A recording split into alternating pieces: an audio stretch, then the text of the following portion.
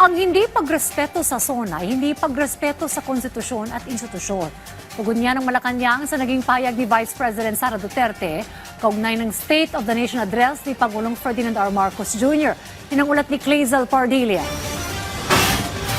Hindi lang sa Netherlands ang ICC. Sa bagong content ni Senator Amy Marcos, hirit sa video. Meron pang ICC sa Malacanang. Anong ICC sa Malacanang? ICC, Impacta Claire.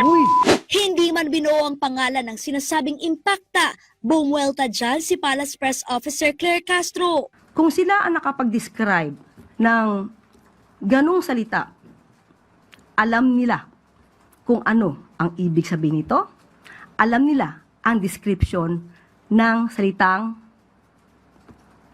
Impacta. It takes one to know one. Hindi dumalo sa SONA ni Pangulong Ferdinand R. Marcos Jr. ang kanyang kapatid na si Senator Amy Marcos. Nasa Netherlands naman ang pangalawang pinakamataas na opisyal ng bansa na si Vice President Sara Duterte na hindi umano nanood o nagbasa ng anumang may kinalaman sa SONA. Una riyan tinawag ng bise na waste of time ang SONA ng Pangulo. Tugon ng Malacanang. Ito po ay base sa konstitusyon.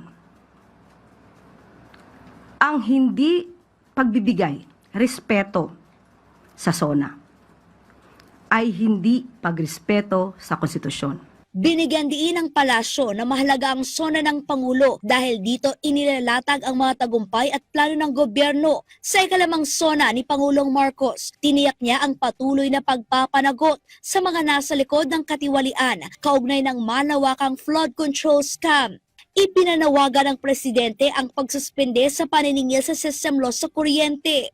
Umapera siya sa pagpapalawak ng income tax exemption. Ipinangako rin ang pagtulong sa mga naapektuhan ng pagsiritang presyo ng langis sa sektor ng transportasyon at agrikultura at ang patuloy na pagbebenta ng tig 20 pesos na bigas. Kaya git ni Castro kay VP Duterte na hindi natupad ang pangako ng Pangulo tulad ng murang bigas. Parang ito po yung waste of time, sagutin, dahil sa walang basihan at walang kakwenta-kwentang mensahe. Alam po natin na lahat ng ito ay kasinungalingan. Nandiyan ang 20 pesos kada kilo na bigas na marami na pong nakaka-avail. Marami na pong nabibinipisyuhan sa mga kadiwa centers natin.